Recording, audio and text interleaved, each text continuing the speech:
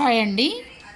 ఇప్పుడు ఇది ఫ్రంట్ పార్ట్లో చాలామంది కటింగ్లోనే ఇక్కడ కటింగ్ చేసేస్తూ ఉంటారు.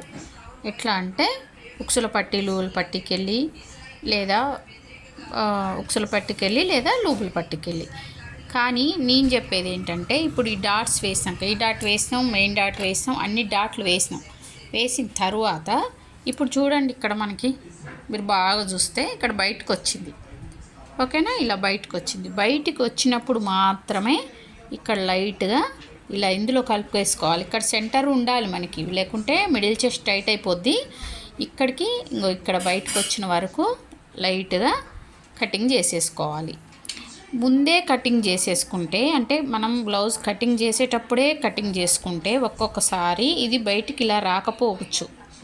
అప్పుడు మీకేమైందంటే ఇక్కడ తగ్గి అప్పర్ చెస్ట్ పట్టేస్తుంది. ఓకేనా, చాలామంది కటింగ్లోని చేస్తూ ఉంటే ఇంకా కొత్తగా నేర్చుకునే వాళ్ళు ఏంటంటే ఇక్కడ చేస్తే బాగుంటుందేమో అన్నట్టుగా చేస్తూ ఉంటారు. అట్లా ఎప్పుడు చేయొద్దండి. మీరు డాట్లు వేసుకున్న తర్వాత ఇక్కడ కటింగ్ చేసుకోండి. ఇంకోటి ఇక్కడ కూడా కటింగ్ చేసుకోవాలి. ఇక్కడ కూడా చూడండి, ఇక్కడ బయటకు వచ్చింది, ఇది కూడా చేసుకోవాలి, లేకపోతే నడుములో లూజ్ వస్తుంది. ఓకేనా, ఇక్కడ కూడా లైట్గా మళ్ళీ ఇందులో కలిపేసుకోవాలి. ఈ సెంటర్లో మాత్రం మనం ఈ సెంటర్లో ఏం చేయొద్దు, ఎందుకంటే మిడిల్ చెస్ట్ తగ్గకూడదు.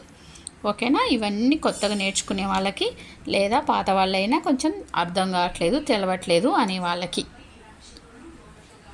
మా వీడియోలు నచ్చితే ఫాలో అవ్వండి.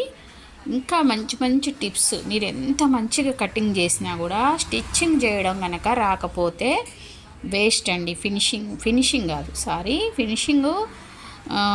మన ప్రాక్టీస్ మీద వస్తుంది. ఫినిషింగ్ సంగతి పక్కకు పెడితే ఫిట్టింగ్ అనేది రాదనమాట. ఎక్కడ కటింగ్ చేయాలి, ఎక్కడ ఎలా కుట్టాలి అని తెలవాలంటే స్టిచ్చింగ్ బాగా చేయాలి. కొత్త వాళ్ళైతే కొంచెం టైం దొరికినా కూడా ఏదో ఒకటి స్టిచ్చింగ్ చేస్తూ ఉంటే మీకు ఏంటంటే చెయ్యి బాగా తిరుగుద్ది. ఓకేనా, థ్యాంక్ యూ.